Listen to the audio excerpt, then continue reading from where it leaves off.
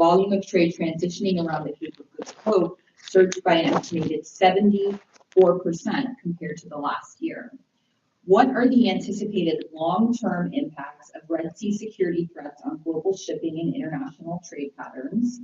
And how have security threats in the Red Sea influenced global energy markets? What are the potential long-term consequences for global energy prices and supply chains if Houthi attacks are to continue? Thank you for that question. I think that as far as the global economy is concerned and the chokehold in the Red Sea, I think that we're seeing it now with prices fluctuating around the world. Obviously transiting Cape of Good Hope adds an extra layer of shipping costs to trade around the world. And I think that that's not good in the long term for countries that rely exclusively or mostly on the Red Sea for their trade, particularly with the EU or through the Atlantic Ocean to the United States or to South America. I think in my earlier remarks, I mentioned that China was looking at alternative routes to continue their trade, especially through the Arctic Circle, sort of as a backup plan / anticipation for open waters in the Arctic Circle to buffer themselves from a situation like now in the Red Sea where it is difficult to move trades, goods, and products through a critical part of the world. And I think that right now the Cape of Good Hope is pretty much the viable path right now for shipping as an alternative. But I still think that ships will continue to try to use the Red Sea as much as they can to ship.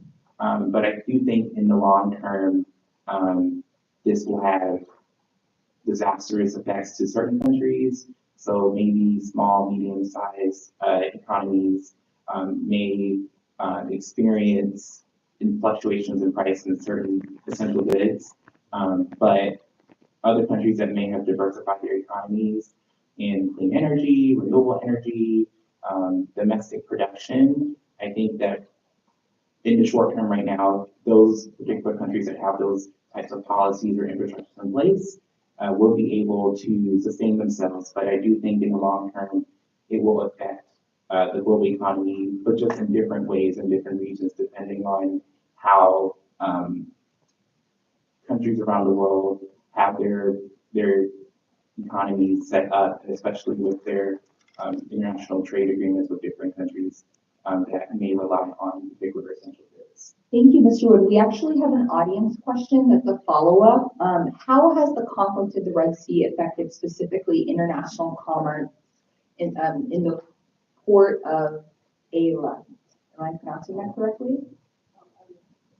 How do you pronounce it? I assume you're referring to the lot. Yes, the lot. Yes, the Israeli port. So I think that is definitely beyond my level of expertise.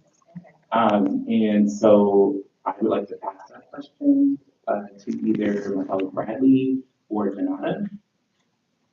I don't know this. I'd love to have the specific numbers on what's been the impact on the port, but I would stand by what I said earlier that I am not aware of any large-scale economic impact on Israel as a result of what the Houthis are doing. You did have the instance that I referenced at the beginning where you had the Chinese state-owned shipper that said it wouldn't be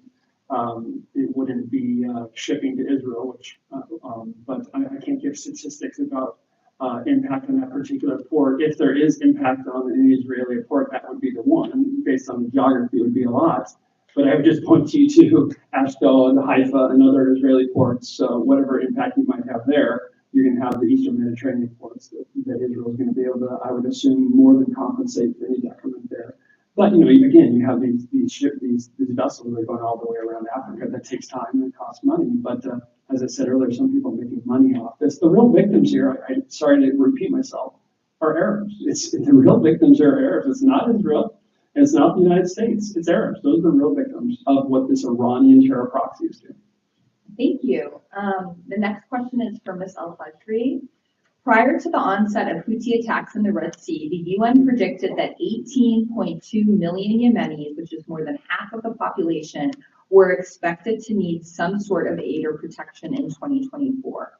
What are the direct and indirect impacts of the conflict in the Red Sea on the civilian population, particularly in terms of access to humanitarian aid, and what measures can be taken to ensure that humanitarian aid continues to reach those in need despite the ongoing threat? Thank you for that question, Basama. The impact of the crisis on Yemen has been steep. We're seeing middle-class families no longer being able to afford food, clean water, electricity. Those of us who have lived in Yemen know that, access to services has always been a challenge. But you can imagine that with the conflict now, people are not able to move on with their lives. We have a generation of Yemeni children who've been born from when the war started, and until today, they only know about Yemen being in a crisis situation, a state of emergency. There is no real long-term planning that can take place in such a complicated